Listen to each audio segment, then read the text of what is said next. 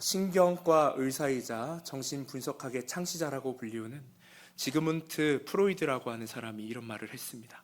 다 같이 한번 화면을 보실까요? 인간이란 타자에게 오랜 기간 의존해야만 생존할 수 있는 연약한 존재이며 사회적 관계에 적응하기 위해 정신적 상처를 지닐 수밖에 없는 불행한 존재다라고 했습니다. 그러니까 다시 말해서 우리는 사회적 존재로 창조되었다는 것입니다. 타자에 의해서 그 정체성이 만들어지고, 그러나 그 과정에서 타자가 신이 아니라 사람이기 때문에 정신적인 상처나 어려움들이 생길 수 있다는 이야기입니다. 나에게 말하는 타자가 신이 아니라 인간이다. 그 사실로 우리는 상처를 계속 경험하는 과정을 겪고, 사람은 자기 반성이라는 시간을 보내게 되죠.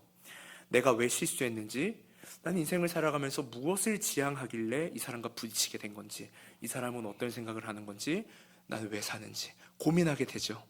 그런데 이 프로이드의 말에 따르면 대부분의 사람들은 자신에 대해 너무 낙관적인 신념을 가지고 있다고 이야기합니다. 이 정도 고민했으면 괜찮겠지, 이 정도 나를 돌아봤으면 넉넉하네, 이 정도로 자신을 계속 긍정적인 그런 방향으로만 이끌려고 하지, 이렇게 직면하여서 스스로를 돌아보지 않는다는 이야기죠. 평생에 타자를 의존해야 하는 불완전한 존재임에도 불구하고 죄성을 의존하는 그 측면이 우리 사람에게 다 있는데, 그 사실을 간과해 버린다는 것입니다. 그렇게 자신과 타자를 직면하지 못하고 병리적 현상을 사람은 경험해 나갑니다. 상처를 입으면서 여러 가지의 상황에 맞닥뜨리게 되죠. 정체성이 파괴된다거나, 쉽게 남 탓을 하거나, 또는 우울감에 빠져든다거나, 스스로를 버리게 된다거나, 세상과 등지는 인생을 산다거나 하는 것들입니다. 현상으로는 어떤 게 있을까요? 술, 담배, 이성관계, 게임 중독, 성 중독, 복수, 경쟁, 이와 같이 여러 가지의 현상들로 자기를 이렇게 내놓으며 자신의 시선을 계속 흐트립니다. 지향성이 산발탄이 되어버리는 것이죠. 내가 왜 사는지, 내가 무엇을 위해 나아가고 있는지 생각하지 않는 것입니다. 우리는 이를 방어기제라고 이야기합니다. 방어기제. 그런 의미에서 사람은 죽을 때까지 이 방어 활동을 멈출 수 없는 존재라고 할 수 있겠죠. 그런데 이 방어 기제가 마냥 나쁜 것만은 아닙니다. 왜냐하면 방어 기제가 있기 때문에 우리는 어떻게 보면 의식이 함몰되지 않는 거예요. 그러나 점점 어떻게 될까요? 방어 기제가 있어서 내 의식은 이렇게 함몰되지는 않지만 점점 정신적인 장애가 생겨납니다. 우리 말로 표현하자면 속이 썩어가기 시작하는 거죠. 그러면서 점점 병리적 현상이 나타납니다. 유년, 초등 때까지는 별로 티가 나지 않습니다. 그런데 청소년 시기가 되면 보통 드러나기 시작해요. 왜 그럴까요? 그동안 나를 억압하고 통제했던 어른들의 손이 점점 사라지기 때문에 그렇습니다. 그때부터 내 진짜 고통이 병리적 현상과 함께 드러나는 것이죠. 자, 이 문제가 해결되어야 됩니다. 이게 해결되어야 되는데, 여기서 프로이드는 외상설이라는 걸 주장합니다. 자, 외상설이 무엇이냐면요, 외상설은 정신에 각인된 과거의 흔적이 그 이후의 정신 상태에 평생 영향을 미친다는 겁니다. 평생. 이게 무슨 말이냐면, 인간은 자신의 의지와 의식으로는 좀처럼 과거의 흔적을 지울 수가 없는, 과거에 얽매인 그런 존재일 수밖에 없다는 것입니다. 그러면 어떻게 이 문제를 우리가 다뤄나가야 하는가? 여기서 프로이드가 말한 결론이 이렇습니다. 자기 중심적인 어떤 이론화 경향, 아까 제가 말씀드렸던 신념, 이 정도면 괜찮겠지, 이런 경향을 경계하고 인간의 의식을 현실 세계에 뿌리내리게 하는 것이 바로 타자성 경험이기 때문에, 타자성에 대한 바른 자각으로 인간의 자아가 성숙하도록 도와야 된다. 자, 이게 무슨 말이죠? 내 원인이 타자로부터 시작된 것이지만 그 결과도 타자로부터 해결을 받아야 된다는 뜻입니다. 그러면 결론이 원인과 같죠. 우리의 고통과 슬픔이 타자에 의한 것이든 내 안에 죄에 의한 것이든 결국 우리는 타자에 의해서만 치료가 가능하다는 이야기입니다. 자, 단 여기에 흠이 있죠. 어떤 흠일까요? 이 정신 분석학의 한계점이라고도 할 수 있는데요. 자, 어떤 성숙으로 나아가는가에 대한 문제가 애매합니다. 어떤 정체성을 만들어가는지에 대한 답이 애매합니다. 어떤 사람이 될 것인지, 어떤 정체성을 가진 사람이 될 것인지, 그냥 좋은 사람, 도덕적인 사람이라고는 이야기하는데 그 좋은 사람, 도덕적인 사람이라고 하는 걸 누가 규정하는지 참 애매하다는 말입니다. 왜 이런 문제가 생길까요? 나를 치료한다는 그 사람도 사실 치료가 필요한 사람이기 때문에 그렇습니다. 그 사람이 나를 붙들고 평생 치료할 것 아니지 않습니까? 그 사람도 그러다 보면 병에 걸려요. 그러니까 적당한 시기를 두고 이렇게 치고 빠지죠. 그 사람도 치료가 필요하기 때문입니다. 쉼이 필요하고요. 그러면 결국엔 인생이라고 하는 게 돌고 돌게 되는 것이죠.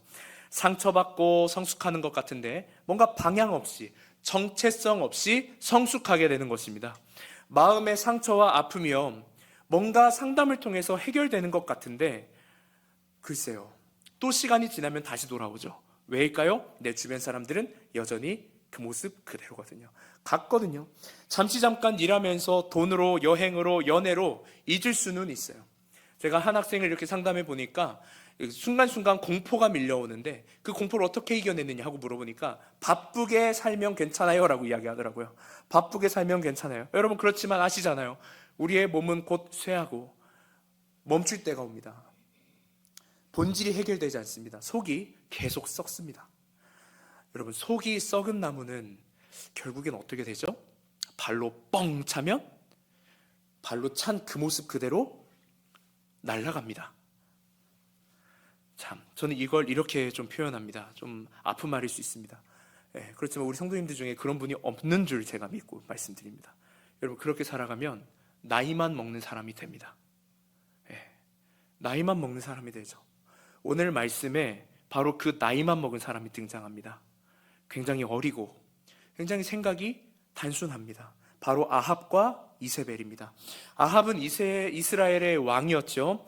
이세벨은 왕비였습니다. 이들은 우상을 섬기는 자들이었습니다. 그래서 엘리야를 석연치 않아 했어요. 엘리야는 아시다시피 대단한 선지자이지 않았습니까? 구약의 가장 훌륭한 선지자들을 뽑으라면 당연 엘리야를 뽑을 것입니다. 그는 비를 내리지 않게도 또는 내리게도 하는 선지자였고 사르밧 과부의 죽은 아들을 되살린 사람이었죠. 그리고 바알 선지자 450명과 아세라 선지자 400명과 대결하여 850대 1로 이긴 자입니다.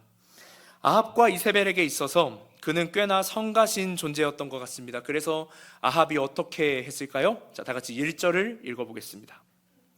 아합이 엘리야가 행한 모든 일과 그가 어떻게 모든 선지자를 칼로 죽였는지를 이세벨에게 말하니. 아멘. 자, 아합은 누구에게 이 모든 일을 말했다고 하죠? 이세벨이었습니다. 자, 여러분, 타자에게, 어떻게 보면 아합에게 있어서 이세벨은 타자잖아요. 이 타자에게 자신이 본 것을 다 말하고 자기 속마음을 터놓을 수 있으면 좋은 건가요? 아니면 좀 애매한 건가요? 보통 좋다고 이렇게 말씀들을 하십니다. 아합은 신나게 이세벨에게 떠들어댔을 겁니다. 어떻게 말했을까요? 여보, 충격이었어. 이 엘리야라고 하는 사람이 비를 갑자기 멈추게 한다고 말하더니 진짜 비가 3년 동안이나 그쳤어. 그리고 그 사이에 사르밧 과부의 아들이 죽었는데 그 아들도 이 사람이 살리더라고. 그것뿐이게 당신이 없는 사이에 어떤 일이 일어난 줄 알아?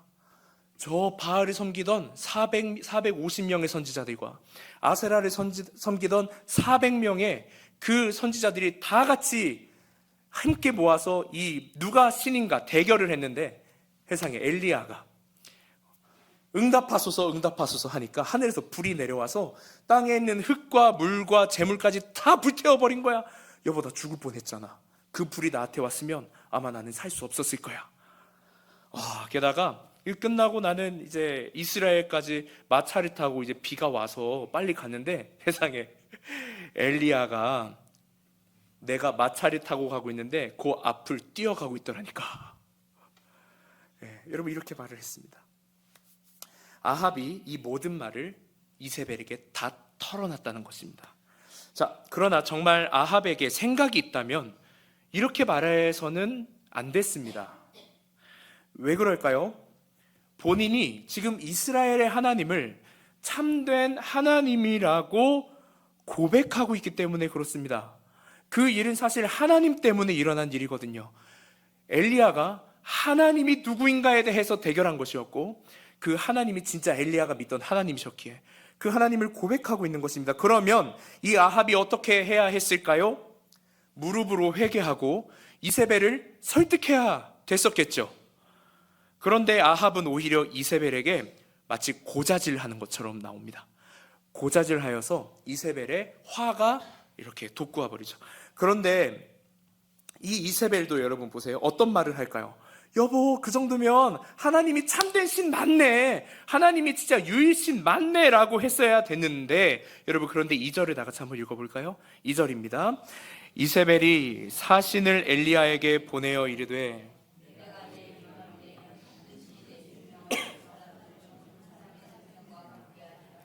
그렇게 하지 아니하면 신들이 내게 벌 위에 벌을 내림이 마땅하니라 한지라.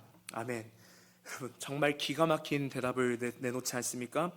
회개가 아니라 격분을 일으킵니다. 화가 났습니다. 그리고 엘리야에게 죽이겠다고 협박했어요.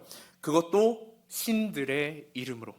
여기서 신들이 내게 벌 위에 벌을 내림이 마땅하다는 말이 시리아 또는 아람어의 그 문서나 그 아시리아 히타이트 조약문을 연구한 그 학자들의 그 글에 따르면 신들의 저주가 담긴 말이라는 걸 우리가 알 수 있습니다.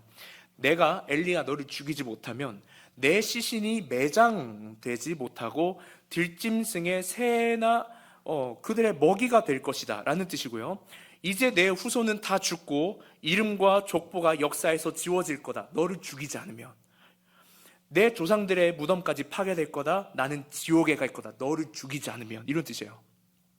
이 끝이 아닙니다. 내 가문 절체가 멸절될 거다. 모두의 기억에서도 지워질 거다. 쉽게 말하면 네가 죽든지 내가 죽든지 해보자 라는 게 신들의 이름으로 너를 맹세하고 죽이겠다라고 말한 겁니다. 자, 여기서 잠깐 생각을 해볼까요? 아합이 이세벨에게 말했던 게 여러분 괜찮은 것이었나요? 좀 애매하죠. 좀 애매해지시죠? 예, 애매합니다. 여러분, 그렇지 않았죠. 타자를 통해서 마음이 치료되고 더 좋은 선택을 하기는커녕 더 망하는 길을 선택하게 된 것입니다. 물론 이세벨이 아합의 마음에 상처를 주지는 않았습니다. 오히려 이세벨은요, 아합의 마음을 공감해 주었습니다. 어떻게 공감해 주었죠? 여러분, 상황극을 생각해 보세요. 여보, 엘리야가 당신이 그렇게 어렵겠구나. 걱정하지 말아요. 내가 신들의 이름을 내가 이렇게 맹세해서 내가 엘리야를 대신 죽여줄게요. 사랑해요, 여보. 이런 거 아니겠어요? 네. 여러분, 공감해줬습니다. 그의 마음을 헤아려줬습니다. 그런데 어떻게 됐죠? 성숙했나요? 그렇지 않았습니다. 마치 여러분, 이 모습이 나이만 먹어서 속이 완전히 썩어 비틀어진 나무 같지 않습니까? 이 사실이 우리에게 무엇을 알려주나요? 타자가 온전하지 못하면 같이 망하는 길을 선택한다는 것입니다. 맹인이 맹인을 인도하는 꼴이 되는 것이죠. 그러므로 우리가 친구를 잘 사귀어야 됩니다. 우리 사랑하는 자녀들에게 좋은 친구를 만날 수 있도록 만남의 복을 놓고 여러분 기도하십시오. 특별히 여러분 교회 구역 식구들을 많이 잘 사귀시기를 바랍니다. 그리고 목회자와 또 우리 구역장님들을 많이 사랑해 주십시오. 어디서 인기 있다고 막 따라가거나 어디에서 좋은 설교한다고 막 유튜브 보셔서 우리 교회 설교자들 이렇게 괜히 이렇게 막 그러지 마시고, 우리 교회 설교자가 최고. 저를 한번 따라해 주시겠습니까? 우리 교회 설교자가 최고다. 한 번 더 해주십시오. 우리 교회 목회자가 최고다. 여러분 정말 그렇게 돼야 됩니다. 그걸 위해서 같이 기도해 주시고요. 그걸 위해서 같이 마음을 모아 주셔야 됩니다. 예. 왜 이렇게 동의를 안 하는 분위기죠? 저는 진짜 여러분 거짓말이 아니라 우리 이준호 목사님이 최고라고 생각합니다. 목사님 사랑합니다. 네, 여러분 하나님을 진정으로 사랑하는 사람들을 찾으십시오. 정말 하나님의 사랑을 나눌 수 있는 사람들을 찾으시기를 축복합니다. 만날 때마다 불만, 불평에 화를 돋우는 사람들과는 여러분 살짝 선을 그으십시오. 그것이 지혜입니다. 우리가 그들을 대하는 방법은 타협이 아니라 희생입니다.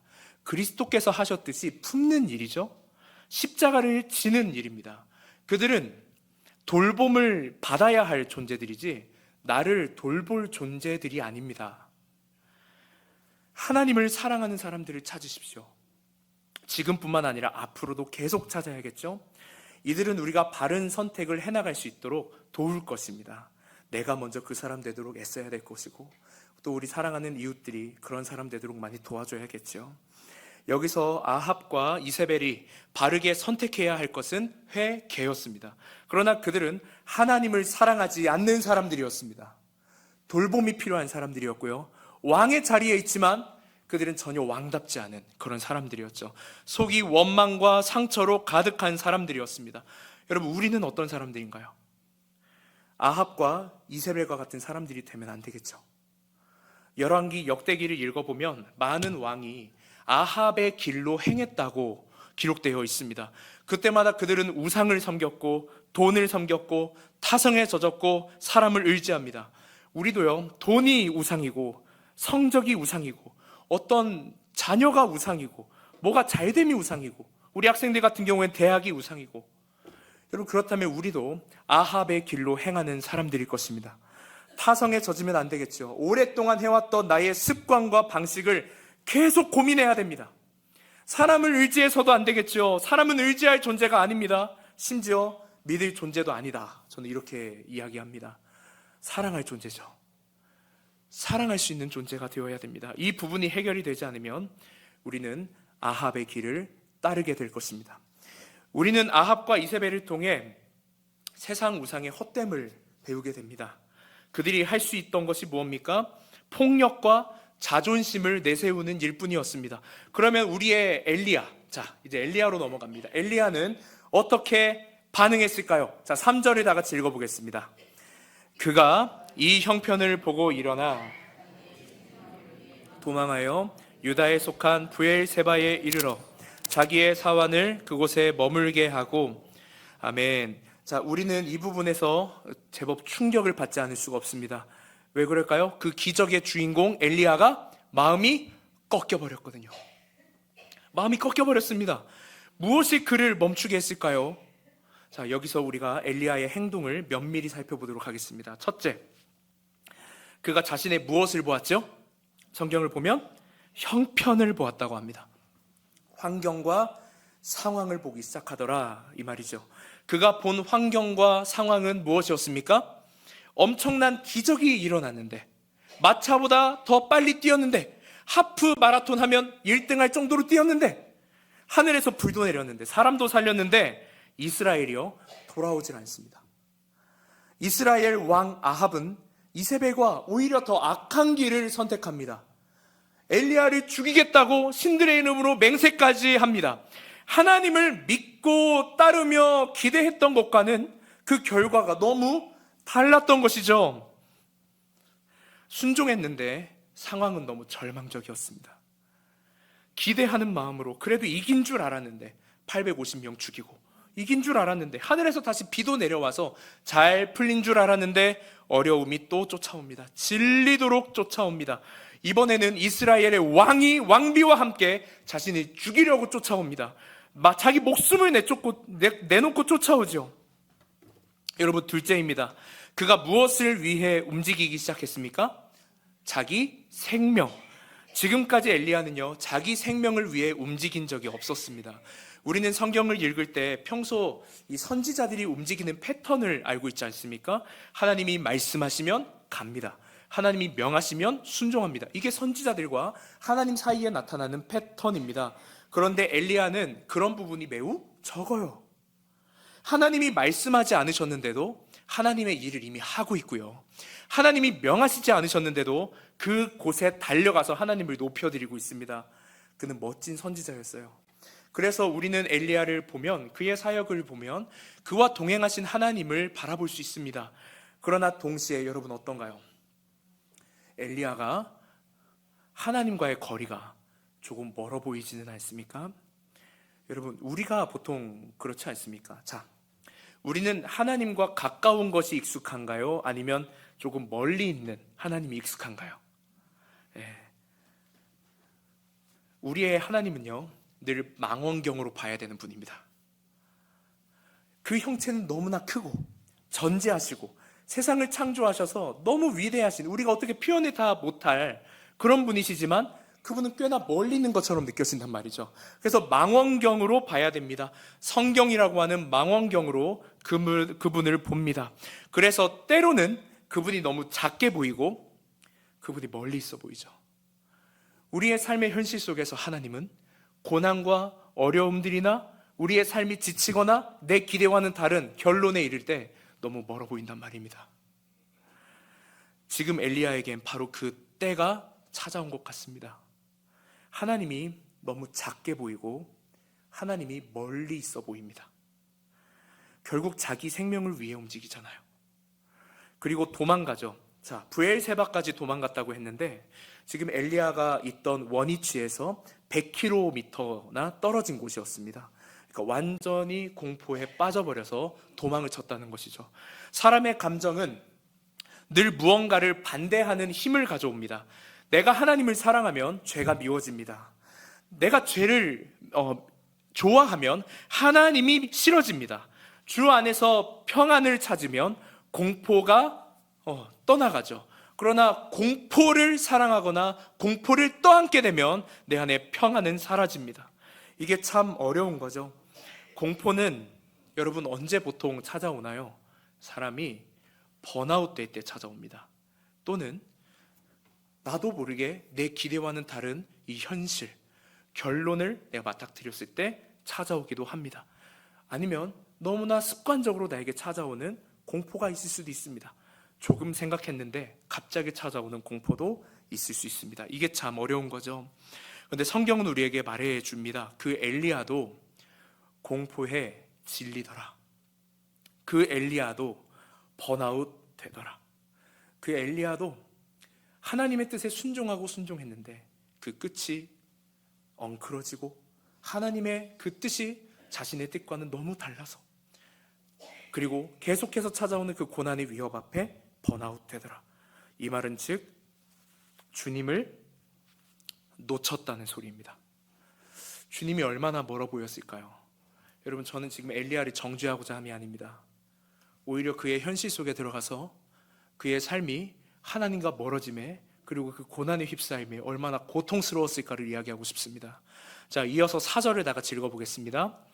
자기 자신은 광야로 들어가 하룻길쯤 가서 한 로뎀나무 아래에 앉아서 자기가 죽기를 여호와여 넉넉하오니 지금 내 생명을. 아멘. 여러분, 지쳐버린 엘리야는 로뎀나무 아래에 앉아서 신음을 뱉습니다.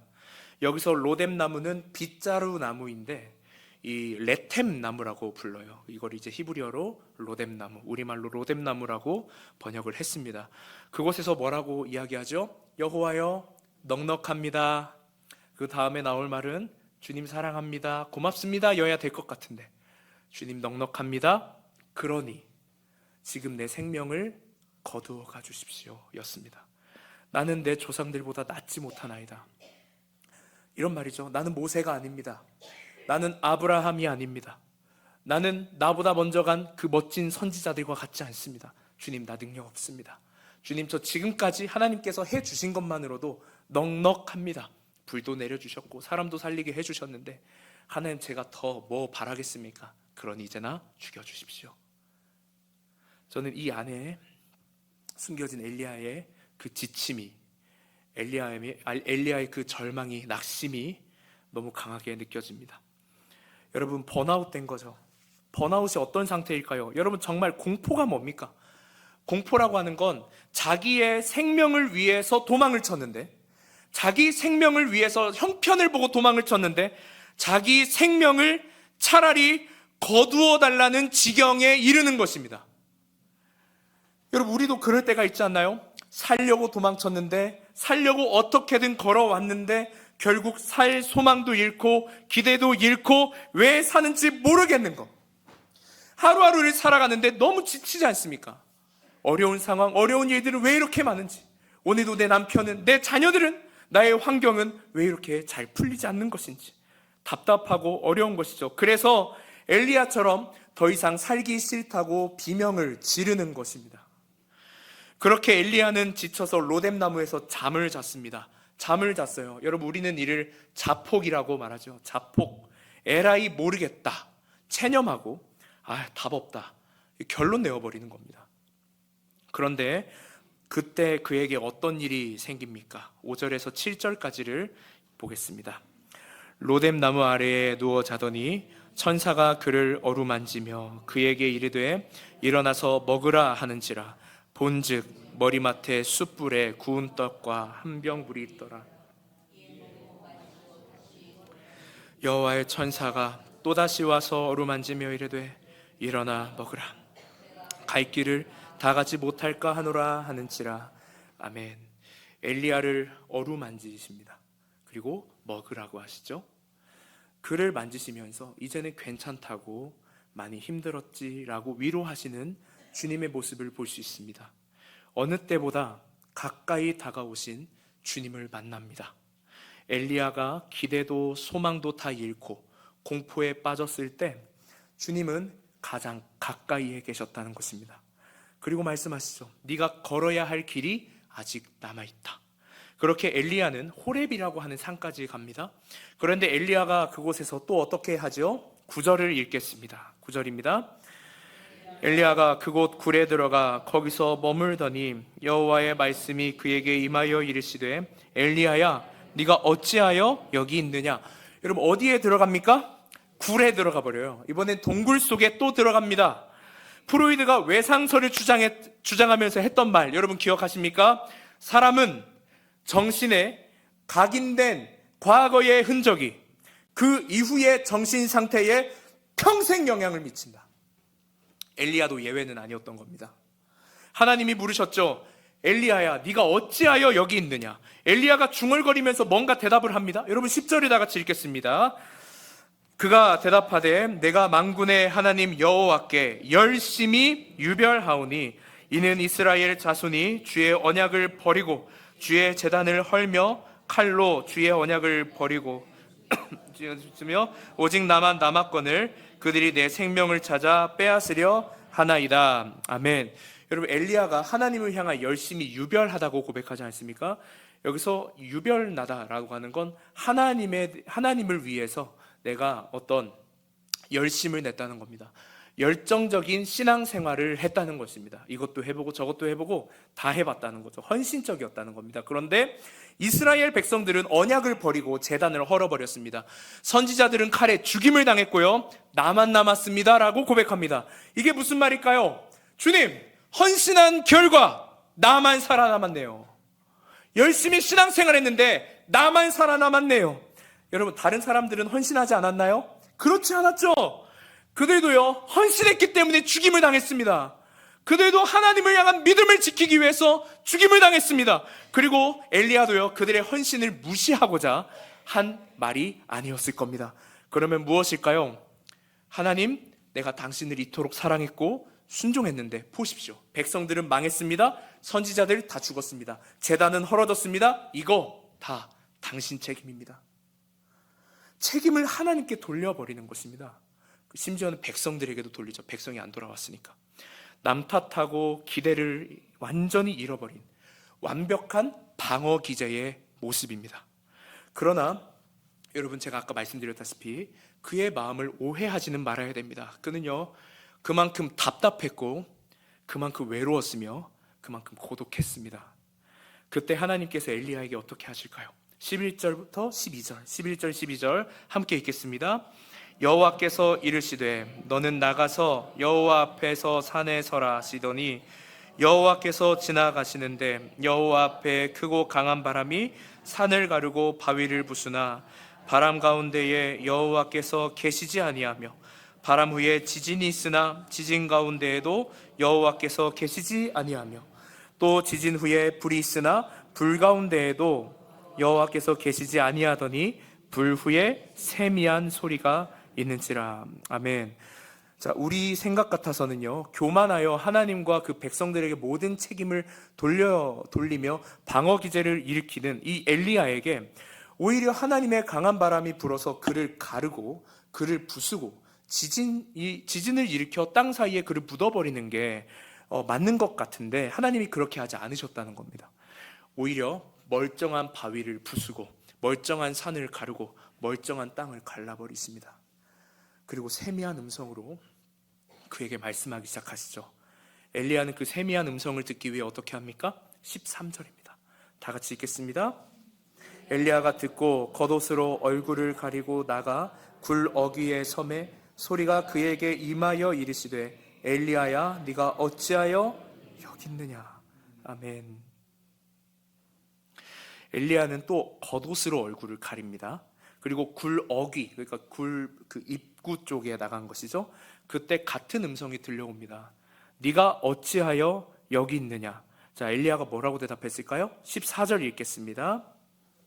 그가 대답하되 내가 만군의 하나님 여호와께 열심히 유별하오니 이는 이스라엘 자손이 주의 언약을 버리고 주의 제단을 헐며 칼로 주의 선지자들을 죽였음이오며 오직 나만 남았거늘 그들이 내 생명을 찾아 빼앗으려 하나이다. 아멘. 어떻게 합니까? 또 하나님께 책임을 돌리는 모습을 보입니다. 그러나 보십시오. 그가 하나님에게 강하게 책임을 미룰 때마다, 그 연약한 모습을 나타낼 때마다 하나님은 그에게 말씀으로 임하십니다. 세미한 음성으로 다가오시죠. 그리고 어느 때보다 가장 가깝게 다가오십니다. 가장 힘들 때, 가장 괴로울 때 가장 가까이 다가오십니다. 사르밧 과부의 아들을 살릴 때보다 더 가까이, 하늘에서 비를 내릴 때보다 더 가까이, 850명의 우상 숭배자들을 죽였을 때보다 더 그와 가까워지셨단 말입니다. 가장 연약할 때, 내 안에 울리는 집요한 편견의 소리와 책임 전가의 이 생각이 반복되어 메아리칠 때 하나님께서 그 가운데 찾아오십니다. 그리고 그를 꾸짖지 아니하시고 장차 할 일을 알려주시죠. 15절과 16절을 다 같이 읽겠습니다. 여호와께서 그에게 이르시되 너는 내 길을 돌이켜 광야를 통하여 다메섹에 가서 이르거든 하사엘에게 기름을 부어 아람의 왕이 되게 하고 너는 또 님시의 아들 예후에게 기름을 부어 이스라엘의 왕이 되게 하고 또 아벨무홀라 사밧의 아들 엘리사에게 기름을 부어 너를 대신하여 선지자가 되게 하라. 아멘. 네, 여러분 성경을 좀 보신 분들은 이 부분에서 좀 이상함을 느끼실 겁니다. 왜냐하면 하사엘에게 기름을 붓는 사람은 엘리야가 아니기 때문이죠. 하사엘에게 훗날 기름을 붓는 자는 엘리사입니다. 예후에게 기름을 붓는 사람도 엘리야가 아니고요, 엘리사입니다. 엘리사가 했지만 하나님께서는 엘리야에게 네가 한 것이다 라고 이야기하십니다. 이게 무슨 말일까요? 하나님께서는 결국 엘리야를 영광스러운 존재로 인정하시고 그를 그 명예로운 자리에 세우시겠다는 이야기이죠. 이사야 62장 3절에 너는 또 여호와의 손에 아름다운 관, 내 하나님의 손에 왕관이 될 것이라. 하나님의 약속과 하나님의 붙드심이 그의 삶을 인도해 가십니다. 이 약속이 엘리야의 것이라고 말씀하신 것과 다름없는 것이죠. 그 이후에 실제로 엘리야는 구약의 가장 위대한 선지자로 기억되었습니다. 심지어 살아서 하나님께 간 에녹 다음 두 번째 인물이 되었죠. 그렇게 엘리야는 다시 힘을 얻게 되었습니다. 엘리야는 그 이후로 분명히 깨달았을 거예요. 여전히 내 안에 두려움이 있고 내 안에 공포가 남아있지만, 여전히 나는 지칠 수 있고 여전히 나는 넘어질 수 있지만, 심지어 내 안에 또다시 하나님께 책임을 돌릴 그런 죄성이 남아있지만 하나님이 나의 로뎀나무가 되시기에 나는 오늘도 하나님께서 가라고 하신 그 길을 걸어가겠노라. 그분이 내 피난처다. 그분이 나의 쉴 곳이 되시며 그분이 나의 그늘이 되신다. 여러분, 그렇게 고백하지 않았겠습니까? 여러분, 지금까지 여러분의 로뎀나무는 무엇이었습니까? 사람, 돈, 여행, 미래, 꿈, 성적, 인기, 인정, 어느 세상의 아름다움. 여러분, 그 모든 것도 우리의 진정한 로뎀나무가 될 수 없다는 사실 너무 잘 알고 계실 것입니다. 그것은 우리의 영원한 그늘이 되어줄 수가 없습니다. 우리가 그 그늘 아래에서 할 수 있는 건 엘리야가 보여주었듯이 절망과 원망과 방어 기제뿐입니다. 비명뿐이죠. 그러나 하나님께서는 그런 우리에게 로뎀나무가 되어주길 바라셨습니다. 심지어 나를 위해 생명을 살고 자기 중심적인 삶에 쩌들어서 도망치고 자폭하고 공포 속에 살며 모든 책임을 우리가 하나님께 돌려도 하나님께서는 그 모든 상황을 다 이해하시고 우리에게 찾아오셔서 로뎀나무가 되기를 바라셨습니다. 여러분, 그 로뎀나무를 자세히 들여다보십시오.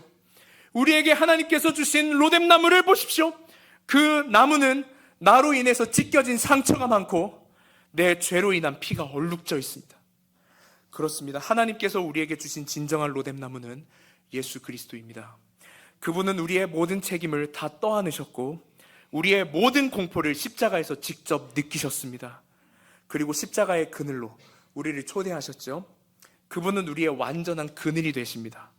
신학교를 다니다 보면 여러 종교에 대해서 배웁니다. 비교, 종교학, 여러 가지 현대신학, 다양한 종교들을 배우게 되는데 그 다양한 종교들에 대해서, 신에 대해서 공부하게 되면 그 신들은 사람들이요, 그 신에게 돈을 바치고 헌신을 하고 뭔가 정성스럽게 무언가를 하면 그때에서 보상을 주겠다고는 말합니다. 그러나 그들을 구원하기 위해서, 그들의 정말 본질적인 그 죄를 해결하기 위해서 인간의 책임을, 인간이 느끼는 공포를, 번아웃을, 인간의 괴로움을, 슬픔을, 우울을, 그 버텨내야 하는 고통을 직접 경험한 신은 오직 하나님밖에 없습니다. 여러분, 그래서 그분은 우리의 아픔을 알고 계십니다. 더 이상 기대할 수 없음에 찾아온 우울도 알고 계십니다. 지쳐서 고단해서 쓰러졌던 우리들의 마음을 알고 계십니다. 공포에 사로잡혀서 두려움 속에 또는 체념 속에 죽기만을 기다렸던 우리를 알고 계십니다. 단순히 전지에서 하는 것이 아니라 그분이 직접 경험해서 하십니다. 여러분, 그분이 우리를 공감하십니다. 그분은 우리가 누려야 할 평안이 무엇이어야 하는지에 대해서 너무 잘 알고 계시며 우리에게 사랑이 반드시 회복되어야 한다는 사실도 알고 계십니다. 그래서 이사야 선지자는 고백합니다. 그가 찔림은 우리의 허물 때문이요, 그가 상함은 우리의 죄악 때문이라. 그가 징계를 받음으로 우리는 평화를 누리고 그가 채찍에 맞음으로 우리는 나음을 받았도다. 여러분, 그리고 우리는 마침내 그 로뎀나무 그늘 아래에서, 그 십자가의 그늘 아래에서 고백하게 될 것입니다. 아가서 2장 3절입니다. 다 같이 읽어볼까요? 내가 그 그늘에서 심히 기뻐하였고 그 열매는 내 입에 달았도다. 아멘. 하나님은 우리가 그 기쁨을, 안식을, 사랑을 누리는 자리에 있기를 원하십니다. 온전히 성숙하기를 바라십니다. 그런데 그 성숙은 늘 고난이라고 하는 방법을 통해서 찾아오죠. 타자에 의한 고난, 다른 환경과 상황에 의한 고난입니다. 그러나 이 방법은 하나님께서 사실 우리를 위해 자신의 영광을 공격받는 그 상황에 두신 걸 감수하신 일입니다. 여러분, 우리는 고난을 겪으면서 어떻게 말하죠? 엘리야처럼 하나님께 책임을 돌립니다. 심지어 하나님은 없다고까지 말할 수 있습니다. 분별하지 않고 살아갑니다. 아무나 만납니다. 이스라엘과 같은 사람, 아합과 같은 사람에게 그냥 고자질하듯이 내 인생을 그냥 풀어놓으면서 좋은 선택을 하지 못할 때가 너무나 많습니다. 타자를 완전히 의지해서 나를 의탁합니다. 그리고 상처를 입죠.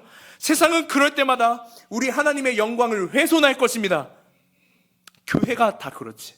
요즘 교회 다 망했다고. 하나님 믿는 사람들 보라고. 나 이래서 하나님 안 믿는다고. 답답하다, 갑갑하다 하면서 우리가 가는 곳에 자리를 떠버리죠. 그럼에도 하나님은요, 우리를 성숙시키시기를 원하십니다. 그럼에도 우리를 자라나게 하시기를 원하십니다. 그 사랑을 주시기 위해서, 그 그늘이 되어주시기 위해서. 그래서 바울은 고백합니다. 로마서 8장 18절에 생각하건대 현재의 고난은 장차 우리에게 나타날 영광과 비교할 수 없도다.